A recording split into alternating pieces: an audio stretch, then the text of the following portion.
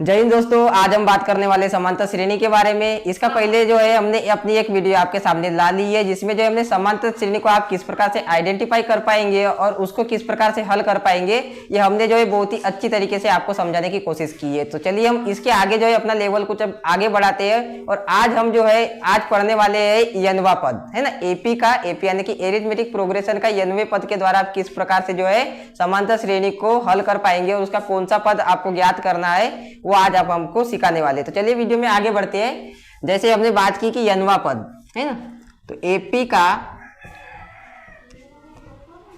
यनवा पद, है ना, एपी का फुल फॉर्म आपको पता ही है, एरिथमेटिक प्रोग्रेशन, जिसे बोला जाता है समांतर श्रेणी। तो समांतर श्रेणी में यनवा पद क्या होगा, तो ए एन बराबर a plus n minus 1 into d, ये क्या हो गया आपके समांतर श्रेणी का यनवा पद ज्ञात करने का फार्मूला हो गया। अब इसमें आपको कोई भी फार्मूला हो उसका जो है आपको एक एक बातें जो है आपको पूरी ठीक तरीके से पता होनी चाहिए, तभी जो है आप फार्मूले का ठीक प्रकार से प्रयोग कर पाएंगे। जैसे यहाँ पे दिया ए एन बराबर a plus n minus 1 into d, तो इसमें जो है ए एन क्या रहेगा, ये रहता है एपी का व्यापक पद। फिर से क्या, एपी का व्यापक पद, यानी समांतर श्रेणी का जो है व्यापक पद क्या रहेगा, यहाँ पे ए एन रहेगा। बात करें हम ए की, ए क्या रहेगा हमारा प्रथम पद। प्रथम पद यानी इसकी पहली वाली वीडियो में हमने बताया था कि सारणी जहां से हमारी स्टार्ट होगी वो जो पहला वहां का अक्षर रहेगा वही क्या रहेगा, हमारा ए रहेगा, प्रथम पद रहेगा। बात करें अगर हम यन की, तो यन क्या रहेगी, पदों की संख्या। फिर से क्या, पदों की संख्या, कि उस श्रेणी में जो है आपके सामने कितने नंबर दिए हुए हैं वही क्या रहेगी हमारे पास पदों की संख्या। और बात करें हम डी की, जो होता है A2 माइनस में A1, जिसे बोला जाता है सार्वंतर। क्या, सार्वंतर, जिसे आप कैसे निकालेंगे, A2 में से A1 को घटा लेंगे। तो इस सभी चीजों को जो है हम एक उदाहरण के माध्यम से समझते हैं कि हमारे पास एक एपी दी हुई है जो है 2, 8, 8 के बाद 13, है ना, डेश डेश। अब ये कितने भी नंबर हो सकते हैं, या आगे आपके सामने नंबर आ गया, समझ लो यहाँ पे 78, या इसको ले ले हम कि 12वां पद ज्ञात कीजिए। तो हम इसके माध्यम से भी देखते हैं कि इस श्रेणी में जो है हमारा एपी क्या होगा, है ना, एपी में कौन से पद रहेंगे। तो जैसे देखा आपने 2, 8, 13, तो ए यानी कि क्या, प्रथम पद, यानी किस वाले में, श्रेणी वाले में हमको प्रथम पद ज्ञात करना है। तो हमारी श्रेणी चालू कहाँ से हो रही है, 2 से चालू हो रही है। तो ए बराबर लिख देंगे हम, कितना आ गया हमारे पास, 2 आ गया। उसी प्रकार से अगर हम देखें यन यानी कि पदों की संख्या, अब आप देखेंगे यहाँ पे कि हमें बोला है 12वां पद ज्ञात कीजिए, तो यन बराबर कितना आ जाएगा यहाँ पे हमारे पास 12। अब बात कर ले हम डी की, तो डी बराबर A2 माइनस में A1, A2 यानी कि दूसरा पद जो रहेगा हमारे पास 8, और A1 यानी कि 2, तो 8 में से 2 घटाएंगे तो हमारे पास कितना निकल के आएगा, 6। इस प्रकार से क्या हो गया, ये डी का मान हो गया। तो आई होप कि आपको जो है किस प्रकार से हमारे सूत्र में ए, एन और डी के मान किस प्रकार से रहेंगे तो वो आपको आ गया होगा। इसके आगे जो है हमने कुछ आपको समझाने के लिए अलग अलग वेराइटी के कुछ क्वेश्चन को लिया है, जिसे जो है हम आपके पूरे कॉन्सेप्ट को जो है क्लियर करेंगे। तो इस प्रकार के क्वेश्चन को अगर आपने कोई भी आपको जो है डाउट हो तो आप जो है कमेंट जरूर कीजिएगा, तो हम इस प्रकार के सवाल को आपके आगे जो है हल करके सवाल आप किस प्रकार से हल कर पाएंगे। तो चलिए हम इसको जो है आपको आगे बना के दिखाते हैं। जैसे दिया हुआ है कि एपी 2, 7, 12 का 10वां पद हमें क्या करना है, ज्ञात करना है, ज्ञात करना है। तो इसके पहले हमने आपको सूत्र बताया था कि एपी का जो है यनवा पद का सूत्र क्या होता है, ए एन बराबर a plus n minus 1 into d. अब इस फार्मूले में जो है आपको ठीक तरह से समझ में आ गया होगा कि 10वां पद बोला है, यानी हमें ए एन का मान क्या करना है, ज्ञात करना है।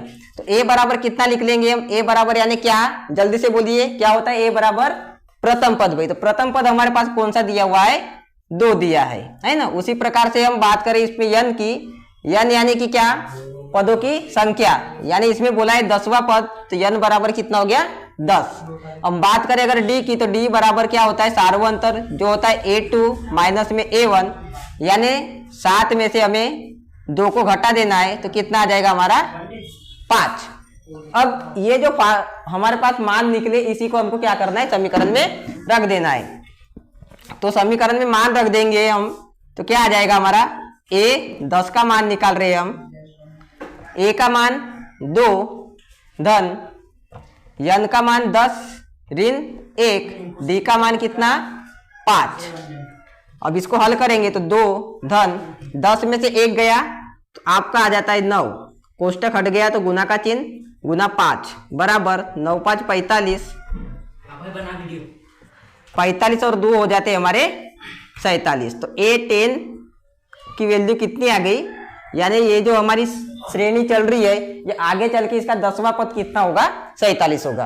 तो आशा करता हूँ कि आपको जो है ये गणित आप किस प्रकार से बना पाएंगे ये अच्छी तरीके से जो है आपको समझ में। को हल करने के बाद जो है हमारे पास जो है एक दूसरी तरीके का सवाल आ चुका है, जिसमें जो है हमारे सामने जो है प्रॉब्लम कुछ अलग तरह की होगी, है ना। तो अलग अलग प्रकार की प्रॉब्लम हमने आपके लिए लिए ताकि जो है आपके सभी प्रकार के कॉन्सेप्ट जो है क्लियर हो सके। अब इसमें क्या बोला है कि AP 21, 18, 15 का कौन सा पद जो है ऋण 81 है ना। पहले वाले में हम बढ़ते क्रम में जा रहे थे, इस वाले में जो हमें घटते क्रम में आना है और हमें ज्ञात करना है कि ऋण 81 कौन सा पद होगा, है ना। यानी ऋण 81 जो है वो an का मान दिया हुआ है, उसे हमको ज्ञात करना है कि वो कितने बार में आएगा। तो इसको आप जो लिखेंगे कि an बराबर a plus n minus 1 into D. इसमें आप ठीक तरह से जानते हैं कि a बराबर क्या होगा 81, n बराबर क्या होगा ये हमें ज्ञात करना है, d बराबर आप किस प्रकार से निकालेंगे कि दूसरे वाले में से पहले वाले को घटाना है। तो 18 में से 21 को घटाएंगे तो आपके सामने आ जाता है ऋण 3। इस प्रकार से आपने पूरी वैल्यू यहाँ पे लिख ली। और एक चीज हमको स्पेशल इसमें क्या देखना है कि an का मान हमारे पास दिया हुआ है ऋण 81, तो इसको भी लिख देंगे कि an बराबर ऋण 81। अब इन सभी चीजों को जो है आपको अपने समीकरण में या आपका जो सूत्र है उसमें रख देना है भाई कि ऋण 81 बराबर a यानी कि 21 धन n का मान हमें ज्ञात करना है तो n ऋण 1, d का मान दिया हुआ है आपके पास ऋण 3। तो इस प्रकार से आपको जो है ठीक तरह से सूत्र लिखने के बाद आपके जो मान रहेंगे श्रेणी के हिसाब से उसको आप अच्छे से लिख देंगे। अब एक एक स्टेप आपको ऋण 81 बराबर ये 21 जैसा का वैसा। अब आपको जो है कोष्टक खोलते हुए गुना करते जाना है, तो ऋण 3 का गुना n के साथ होगा, तो यहाँ पे आप चाहे तो ये कोष्टक लगा सकते हैं, ऋण 3 का गुना हुआ तो ऋण 3 n आ जाएगा, है ना। ठीक उसी प्रकार से ऋण का गुना ऋण से होगा तो हो जाएगा धन, और 3 का गुना 1 से तो 3 नहीं, तो यहाँ पे क्या लिख देंगे हम 3n। इस प्रकार से आपको लिख लेना है भाई। फिर आपने को फिर अच्छी तरीके से देखना है, आपको n नहीं आएगा यहाँ पे 3, है ना। अब ठीक तरीके से देखना है हमको कि चर वाले पद को एक तरफ रखेंगे हम और अचर वाले पद को एक तरफ लेके जाना है। तो 3 और 21 को जोड़ देंगे हम तो हो जाएगा 24, तो ये कितना हो जाएगा ऋण 81, और ये 24 वाले को भी लिख लेते हैं तो ये कितना हो गया 24 धन कोष्टक में ऋण 3n। अब ये 24 वाले को जो है हम इस साइड ला लेंगे तो ये आ जाएगा ऋण में, तो ऋण 81 ऋण 24 बराबर ऋण 3n। अब आपके सामने जो सभी ऋण में दिख रहे तो हम क्या कर देते हैं पूरे समीकरण में यानी दोनों पक्षों में क्या कर देते हैं ऋण का गुना कर देते हैं भाई। तो ऋण का गुना दोनों पक्षों में करने पर, तो जब हम दोनों पक्षों में ऋण का गुना कर देंगे तो क्या हो जाएगा ये 81 धन 24 बराबर 3n। तो अब 81 और 24 को आप जोड़ देंगे तो 1 और 4 हो गए आपके 5, 2 और 8 हो गए आपके 10, तो कितना आ गया 105 बराबर आ गया आपका 3n। अब आप इसको आगे हल करेंगे तो इसको क्या लिख सकते हैं हम कि n बराबर 105 बटे में कितना आ जाएगा आपका 3, तो n बराबर आपका कितना आ जाएगा। देखिए इस प्रकार से जो है हमारा बहुत ही आसान तरीके से हमने n का मान क्या कर दिया पता कर दिया भाई। यानी 21, 18, 15 में कौन सा पद ऋण 81 होगा, तो अब आप कह सकते हैं कि 35वां पद क्या होगा हमारा इस श्रेणी में ऋण 81 होगा। तो आशा करता हूँ कि आपको जो ये भी गणित जो है बहुत ही अच्छी तरीके से समझ में आ गया होगा। चलिए हम अपने अगले सवाल की ओर जो है आगे बढ़ते हैं। तो चलिए हम जो है अब तीसरे तरीके का सवाल जो है आपके सामने लेके आए हैं, जो क्या है एपी का तीसरा पद 5 है तथा 7वां पद 9 है, एपी का निर्माण कीजिए। अभी तक जो है आपने क्या करा कि आपके सामने जो है सारणी बनी हुई थी, है ना, तो उस सारणी के माध्यम से जो है आपने आपका यनवा पद यानी कि जो पद आपको ज्ञात करने बोलता था उसको आपने निकाला, और एक सवाल में जो है आपको जो है वो यनवा पद दिया हुआ था तो वो कितने बार में आया, इस तरीके के सवाल देखिए। अब हम आपको बताने वाले हैं कि आप जो है किस प्रकार से जो है सारणी का निर्माण कर पाएंगे। तो चलिए, कुछ नया जानने के पहले जो है अगर आप मेरे चैनल पे पहली बार आए तो उसे सब्सक्राइब कीजिएगा और इस वीडियो को जो है ज्यादा से ज्यादा लाइक और शेयर कीजिएगा। तो आगे बढ़ते हैं अपनी वीडियो में कि बोला है कि एपी का तीसरा पद, है ना। अब हमने आपको जो है पहली वाली वीडियो में जो है एपी का व्यापक पद बताया था, तो उस कंडीशन से जो है हम आगे बढ़ते हैं।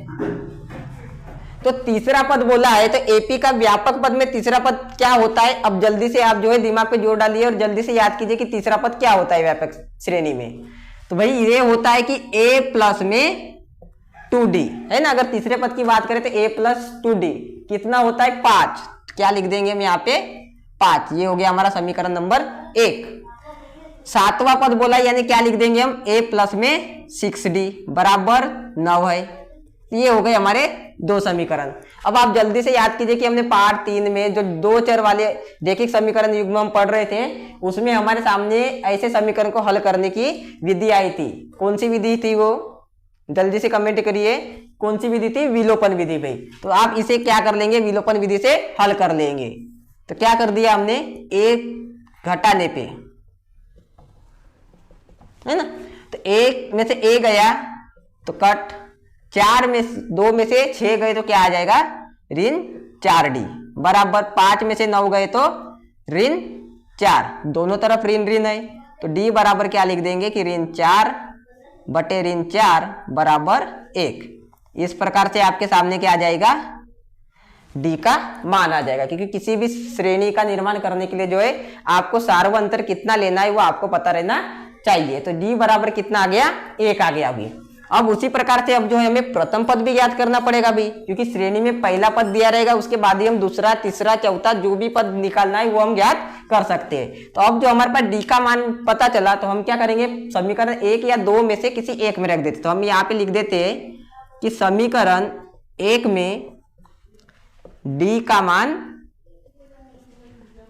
रखने पर, तो क्या करेंगे, इस वाले में रखना है तो a धन 2 गुना डी का मान कितना रखना है हमें 1 बराबर 5। तो कितना हो जाएगा ये हमारा, a बराबर 5, 2 एकम 2, धन वाला है तो इधर आएगा तो ऋण में, तो a बराबर कितना आया हमारे पास 3। तो इस प्रकार से क्या हो गया, हमारे पास सारणी बनाने के लिए a का मान पता चल गया और d का मान पता चल गया। अब हमें अपनी सारणी बनानी, तो AP का निर्माण जब हम करेंगे तो पहला पद a बराबर कितना रखना है हमें 3, सार्वअंतर हमारा कितना आया 1, यानी 1 का अंतर है, यानी 1 हम बढ़ाते चले तो 1 के बाद आ जाएगा हमारा 4, फिर आ जाएगा 5। ये इस प्रकार से जो है हमारी सारणी बनते जाएगी। तो यही क्या होगा, हमारा आंसर होगा। तो आशा करता हूं कि आप जो है इस प्रकार के सवाल दिए रहेंगे तो उसके द्वारा जो है आप सार्वअंतर और प्रथम पद कैसे निकालेंगे और उसके बाद अपनी एपी यानी कि एरिथमेटिक प्रोग्रेशन समांतर श्रेणी का निर्माण कैसे करेंगे ये आपको समझ में। तो ये जो है हमारा जो है आज की वीडियो का आखिरी सवाल होगा जो कुछ अलग वेराइटी का होगा, जिसमें क्या बोला है कि 2 अंकों वाली कितनी संख्याएं 3 से विभाज्य है ना। इसमें जो है आपके सामने अभी तक जो है सीधी श्रेणी दे देता था जिसके माध्यम से आप पहला पद और सार्वअंतर ज्ञात करके आप उसको हल कर पाते थे, है ना। ये भी कुछ उसी प्रकार का सवाल है, बस डिफरेंस इसमें इतना है कि आपको जो है अपने तरफ से जो थोड़ा एफर्ट लगा के इसमें आपको सारणी बनानी पड़ेगी, है ना। तो सारणी का निर्माण आप किस प्रकार से करेंगे तो आप जो है बहुत ही बिल्कुल अच्छी तरीके से आप देखिएगा कि 2 अंकों वाली कितनी संख्या है, यानी 2 अंकों वाली सबसे पहले छोटे नंबर लिख लेंगे हम 10 और सबसे बड़ा नंबर लिख लेंगे हम 99। इस प्रकार से हो गया। अभी अब बोला है कि 3 से विभाज्य है ना। तो सबसे पहले देखिए हमने कि 10 की तरफ, तो 10 में 3 का भाग जाता है क्या, नहीं जाता भाई, 11 में भी नहीं जाता, 12 में जाता है। यानी हमारी जो श्रेणी स्टार्ट होगी, इसको थोड़ा इधर लिख लेते हैं, वो स्टार्ट कहाँ से होगी, वो होगी 12 से, है ना। क्योंकि 10 11 में हमने देख लिया और सबसे बड़ा नंबर जो है हमारा 99 है वो भी 3 से क्या हो रहा है, डिवाइड हो रहा है। तो ये आ गया भाई, तो ये बन गई क्या हमारी सारणी। बस इसमें इतना ही जो है डिफरेंस था पहले वाले सवाल में और आखिरी वाले सवाल में कि आपने जो है एक बार श्रेणी बना ली तो आपके सामने जो है ये गणित बहुत ही अब आसान हो गया। अब आप अच्छी तरीके से जानते हैं कि an ए एन बराबर a plus n minus 1 into d, है ना। सभी प्रकार के सवाल में इसी प्रकार का आपका फॉर्मूला जो है काम करता है। फॉर्मूला एक ही है, आपको जो है सिर्फ गणित को समझना है और उसको ठीक तरीके से हल करना है। तो ए एन में क्या दिया है हमारे पास, ये जो आखिरी पद दिया हुआ है ये दिया हुआ है भी ए एन का मान, यानी दिया है क्या क्या हमारे पास, ए एन बराबर 99, ए बराबर पहला पद यानी कि 12, दूसरा भी लिख देते हैं यहाँ पे कि दूसरा हो जाएगा हमारे पास 15, है ना, क्योंकि हम 13 में अगर 3 का भाग देके देखे तो भी नहीं जाएगा, 14 में देके देखे तो भी नहीं जाएगा, लेकिन 15 में 3 का भाग जाएगा भी। तो दूसरा पद क्या आ गया हमारे पास, 15 आ गया, है ना। 15 के बाद आगे भी हम लिख सकते थे, लेकिन क्यों नहीं लिखा, क्योंकि भाई हमको सिर्फ 2 ही पद की जरूरत है। A2 में से A1 को घटाएंगे तो हमें क्या पता चल जाएगा, D का मान पता चल जाएगा। तो A2 माइनस A1 यानी कि 15 ऋण 12 बराबर कितना होगा, 15 ऋण 12 बराबर 3। अब इस सूत्र में जो है आपके सामने सभी चीज दी हुई है, हमको ज्ञात क्या करना है, सिर्फ n का मान ज्ञात करना है। तो इस फॉर्मूले में हम रख देते हैं कि 99 बराबर 12 धन n माइनस 1, डी का मान कितना हो गया हमारा 3। अब आगे इसको हल करें तो n बराबर कितना आ जाएगा, 12 धन n का गुना 3 में करेंगे तो 3n और 1 में करेंगे तो ऋण 3। अब आपको जो है ये दोनों नंबर क्योंकि अचर है तो इसको इस साइड ला लेना है और 3 वाले को एक तरफ रखना है।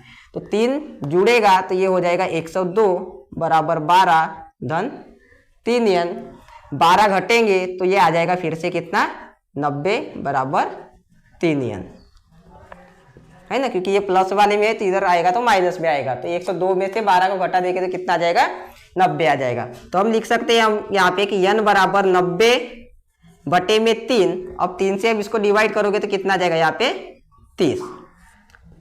यानी सवाल कुछ इस प्रकार का कि 2 अंकों वाली कितनी संख्या 3 से विभाज्य है, तो हमें ये पता चल गया कि कितनी संख्या है, 30 संख्याएं 12 से लेकर कितने 99 तक या 10 से लेकर 99 तक ऐसी 30 संख्याएं है जो 3 से अच्छी तरीके से 3 से क्या होती है, पूरी तरीके से विभाजित होती है।